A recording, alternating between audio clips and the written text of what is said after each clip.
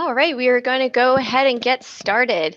Thank you for joining today's webinar, Making the Move to Electronic Records. We appreciate you joining us today, and the first thing I always like to do is just take a second to introduce our speakers. Colin, if you want to go ahead and move to the next slide. Perfect. My name is Shayna Horka, and I work in product marketing here at Gimmal.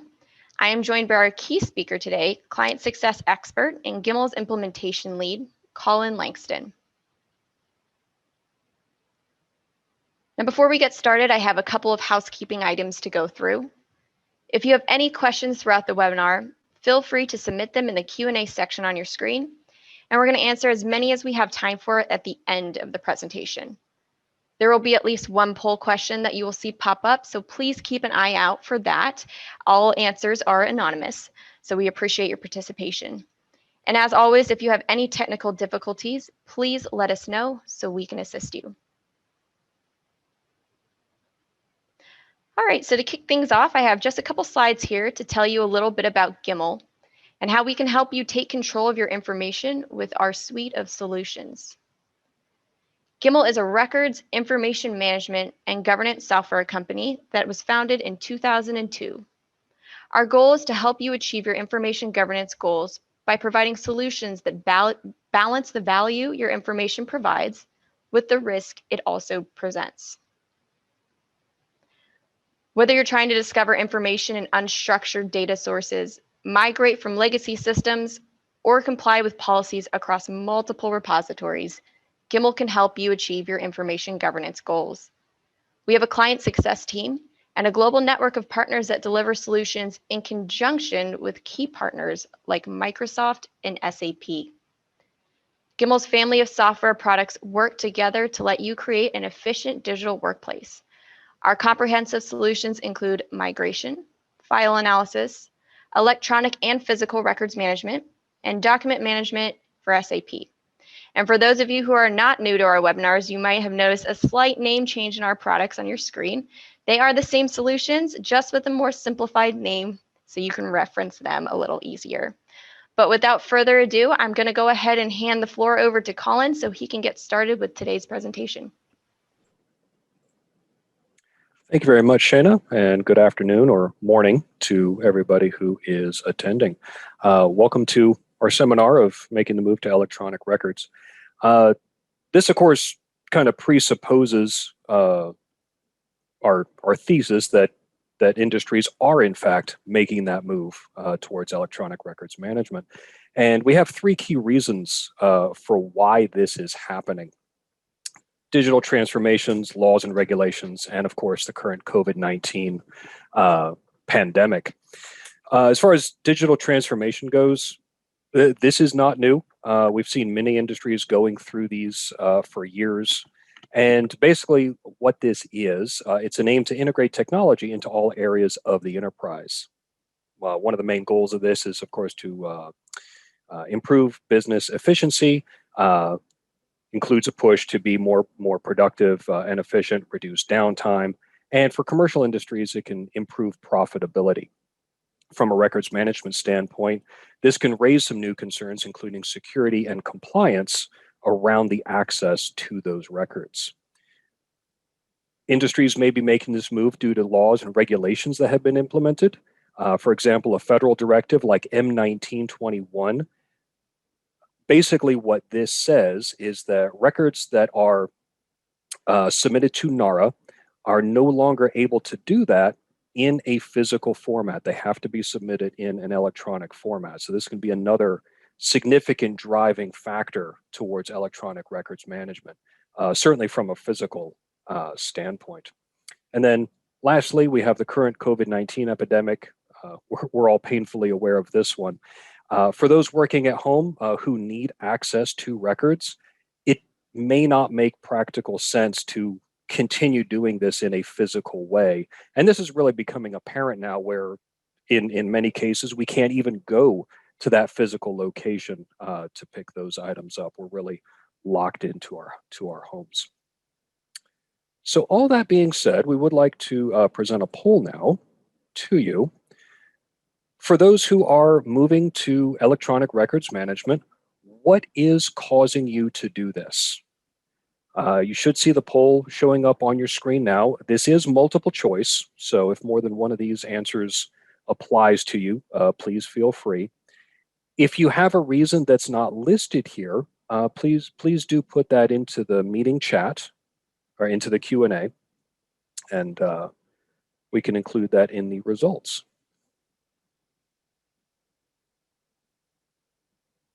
One of the slightly humorous reasons we've gotten on some actual projects was simply because my boss said so. And we'll actually talk about that in a minute.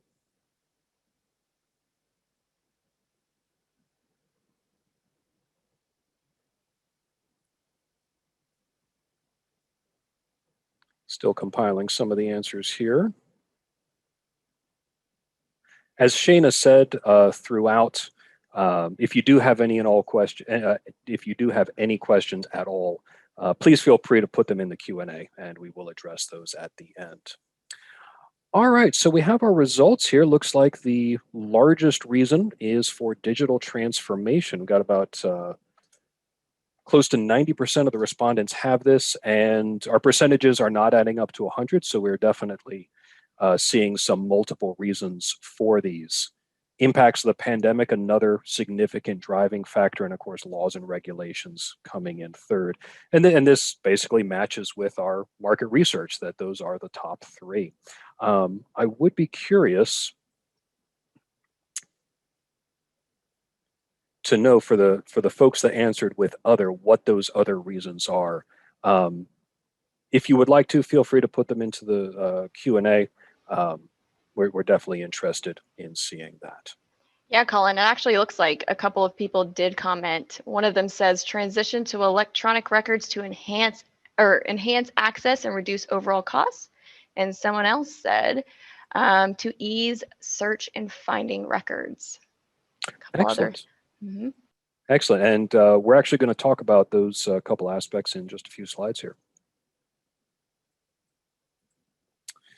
All right. So with the move to electronic records management, as with any enterprise level project, one of the questions that always comes up, certainly from the higher ups, is what's in it for me? Why are we doing this? Number of fairly standard reasons for doing so. The ability to automate. When things are in a paper world, everything is manual. The only automation you get is from telling your assistant or your local intern, hey, go and get that folder for me. With the electronic system, we don't need that extra person to do that for us. We have the automation ability. As the note here says, this reduces the inherent flaws of a manual system. So we take some of that human element out. We can ensure consistency, more accuracy, a more efficient system, as well as we help to now encourage user adoption. If we can reduce their workload, they're much more likely to adopt something new. There's always going to be that resistance to change. But if one of the changes is you're going to have less stuff to do at the end, they're going to be much more likely to dive in with you. Efficiency and cost savings. This can be a few different things. When we do so, we're no longer paying for the physical storage. This may be an on-site thing where we're renting our own warehouses, or we may be contracting with a third party like Iron Mountain. Well, of course, that all costs money. By moving into an electronic world, we can help reduce those costs.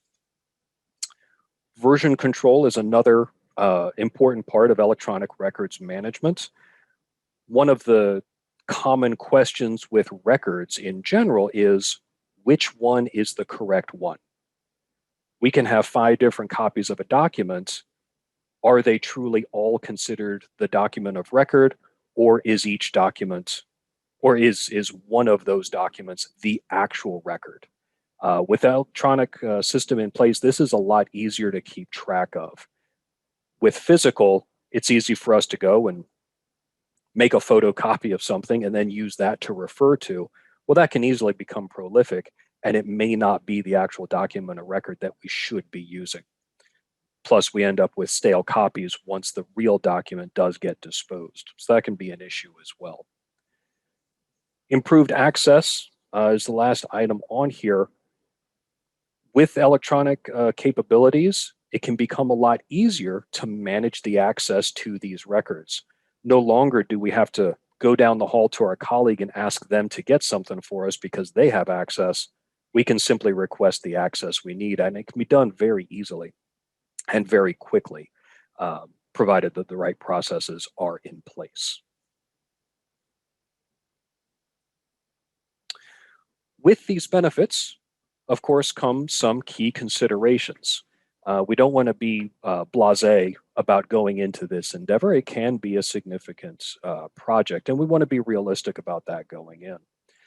The key considerations that we have here are, the business goals, whether or not to update our retention schedules, and what the impact might be on end users.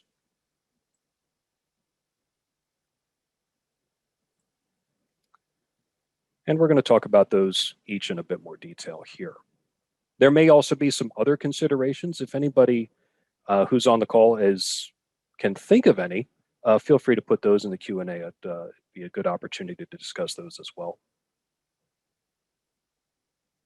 So first off, our business goals. One of the funniest questions we've had, and this is on a real live project, and it came about from a requirements conversation, was, do you have any business goals with this? Because it was starting to become apparent that they might not have. It was basically a neat idea thought up by one of the higher ups, and nobody really knew what the purpose was. And so that became job one, was let's go and actually figure out what our objective here is. So of course you have to establish what your business goals are. Two of the most common ones are right here. We want to save money. Everybody in business is trying to make a better profit. So of course, saving money is you either sell more or you make more, or you save more. What's our calculated return on investment?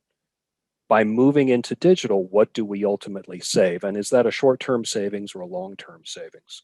There is a cost associated with doing this transition, and we want to balance that with what it's going to save us in the long run. And we'll touch on this a little bit later on with regards to physical versus electronic. In addition, we may be forced to comply with certain regulations. Recently, CCPA and GDPR are a couple of the major ones that we need to comply with. And so those may be reasons for transitioning to ERM.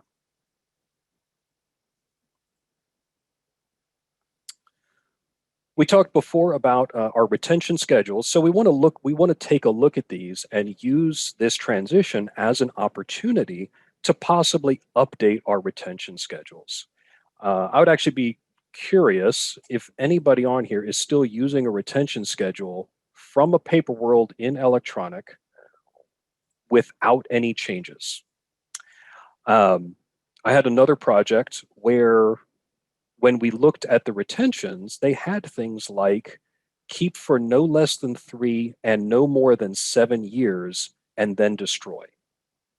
And the whole reason for that, we discovered, was that it was based on a paper world where you literally needed that amount of time due to the sheer volume of documents to sort through, number of documents to gather, get approval to do the destruction, and then, of course, do the actual destruction itself. You really did need a 4-year period to be able to accommodate all that. Well, with an electronic world, you don't need that kind of time period anymore. So much of this is done for you that it now literally takes seconds, minutes, or hours in the long case, as opposed to months or years in the old paper world. Okay. Do have a question here. We're just beginning to move to electronic, but we hadn't considered any changes to the retention schedule. Should we? I would say yes, at least look at it. Certainly for the reason that I just described, we want it to be consistent and make sense. One of the updates that might be a possibility is what we call the big bucket approach. This was developed by the US with NARA, and basically it provides a more concise classification system where you have these record classes or buckets that we put similar retention, documents with similar retentions into. And the configured retention on that bucket is going to be the longest of those documents. Okay. If you ever look at the US retention schedules, they're always keep at least 7 years and then you can destroy it. So you actually can keep it a little bit longer. But this big bucket approach can provide a lot of simplicity, both in configuring and maintaining your retention schedule moving forward. Let's see if we have any others here. We had a comment in the chat, Colin, as well, that said, look at the laws first before updating the retention schedule. Yes, absolutely. The law is going to trump whatever your personal preferences are. We can come up with the most efficient retention schedule of all, but if it does not match what the legal specifications are, then it doesn't really matter. So yes, that is absolutely your deciding factor there. So thank you for the person who put that into the chat. Appreciate it. And lastly, certainly not least, what is the impact on our end users? We may not have all been end users at some point, but having talked to end users, they're critical to adopting this kind of process. Either they're going to have an active role, meaning that they're going to have specific actions or specific action items to perform that are new and need to be instructed, or they're going to be on the receiving end of some of these retention actions that we're now going to be taking. We want to make sure that they are on the same page and that they understand what's going to be expected of them, that they understand what their expectations could be of us, whoever is implementing this system, and how it's going to be rolled out. We don't want to just dump it in their lap. Again, going back to what we've mentioned previously, if they don't know what's coming, even if the end result is less work, there's going to be that natural resistance. And so we want to make sure that we clue them into what's going on, possibly even include them in the process itself. They've developed a lot of processes and undoubtedly have some good ideas, so they can be an invaluable resource to this. Number of projects that I have worked on, absolutely consistent. If a project doesn't work, change management was not handled. So it's absolutely a critical piece in there. And we want to make sure that we're talking to those users, not at them. In addition to the users themselves, of course, their business processes, are they affected? And if so, how? So we need to make sure that we understand what they're doing and how they're doing their jobs. The records management process should facilitate the business, and the business needs to facilitate the records management. So they really do work together with each other.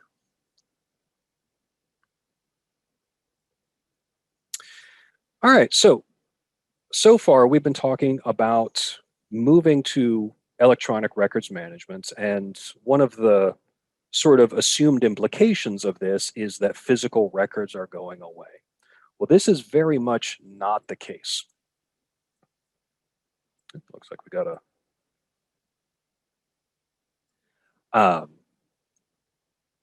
there are absolutely valid reasons to maintain physical records. There could be legal reasons. A number of clients that I've worked with absolutely have to keep paper copies of documents. In some cases, they simply need a paper version of the electronic, or they need some physical document to associate with it. And so a number of places may use a hybrid approach where they govern both the electronic and the physical for different things. In doing something like this, having the right tool set becomes critical. We want to make sure that we can actually meet our needs appropriately and that we're not just splitting ourselves too far. So with that, as far as physical goes, we have our next poll, which is, if you plan to keep and manage physical records, why? And again, this is multiple choice. You should see the poll up on your screen here. And if you do have a reason that is not listed, please feel free to put it either into the Q&A or into the chat. Yeah, and Colin, it looks like for one of the other reasons for, I believe, the other poll, someone did put in the amount of born digital info is growing, and we have to manage e-records just like we do with paper. The media format is changing. Yes, and that's a very good point. Just because the media changes or where it's occurring doesn't mean that the problem goes away. It just changes the way that you might address it, but the questions are still the same.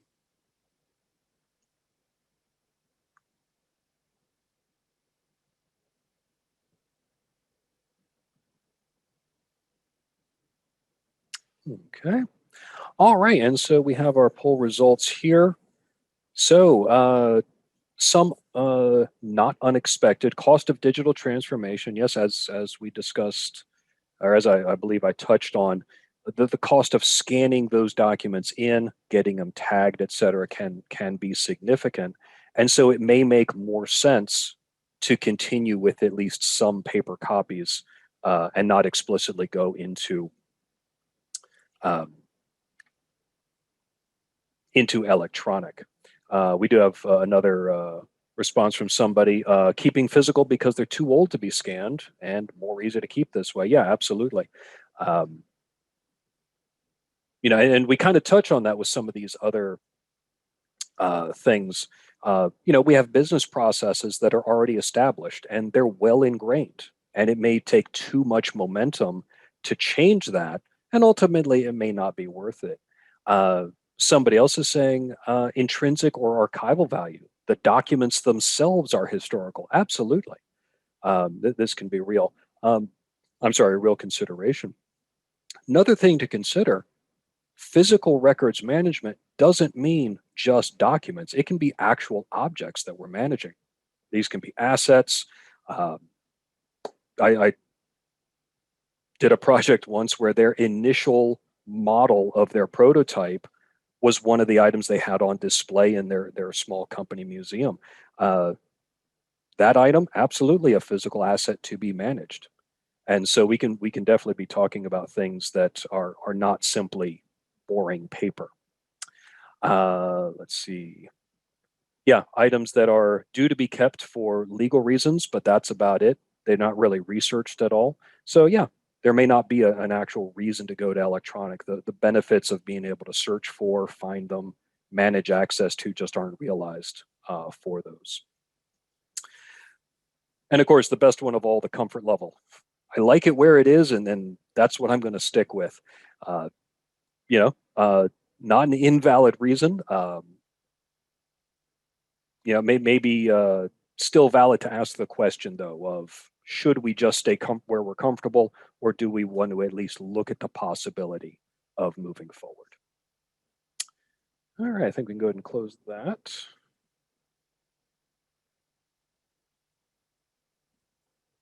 All right, so as Shayna said, Gimmal has been in the enterprise records management space for close to 20 years now.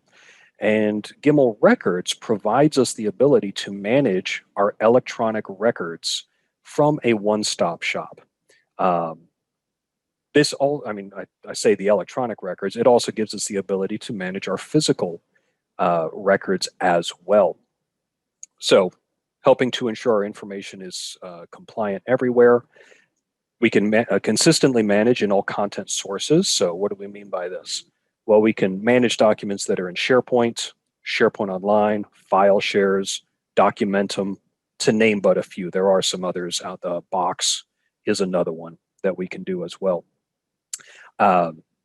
We can do all that with a single file plan from a single management hub. And we see a screenshot of the dashboard view of that here.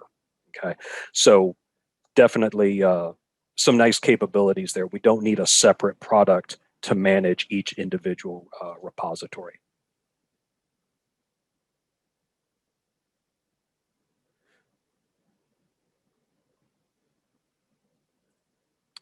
In addition to electronic records management, we also have Gimmal Physical. This is really specifically for managing our physical assets. Incidentally, somebody responded that they've had archival records like architectural models, plaques, awards, and even a door that was upcycled in the CEO's desk. I would love to know the disposition on that door to make it into a desk. With Gimmal Physical, couple key considerations here. So warehouse and space management. So this can be done from that electronic platform now. Tracking those physical assets, as you can see, barcode, Gen 2, RFID functionality. And then, of course, integration with our storage vendor. If we're working with an Iron Mountain, we want to have that integration with them so that we're not reverting back to a manual process now. We can do things from our management hub. All right, this brings us to the next and last poll. Pretty simple. The answers to this one, I believe, will not be shared. Would you like a personalized demonstration of Gimmal's solutions?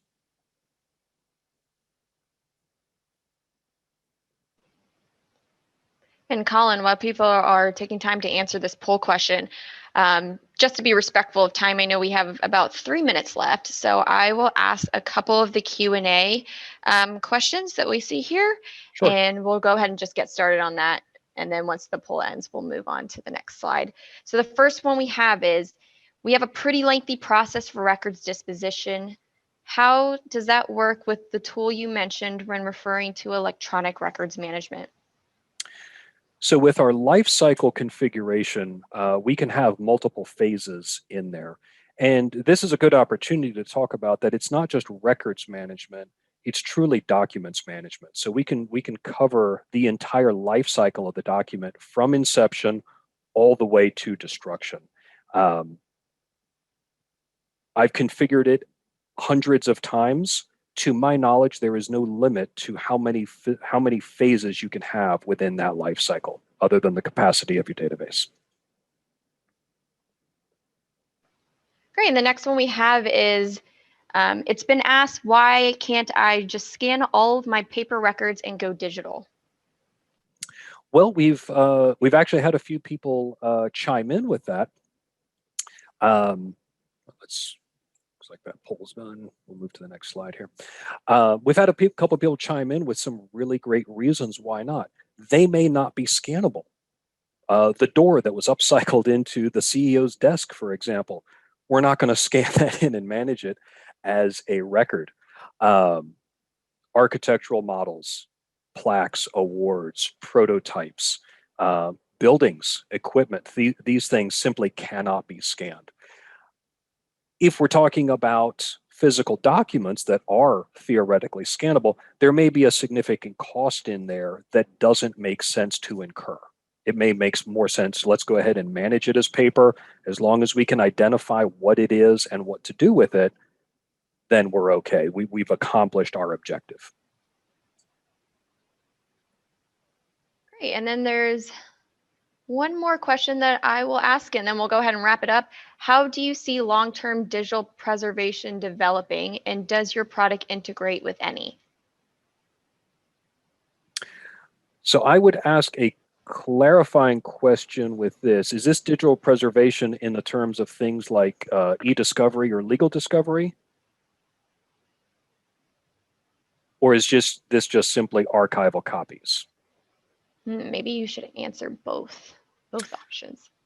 Okay, so. Yep, they said both. And it is both. Okay.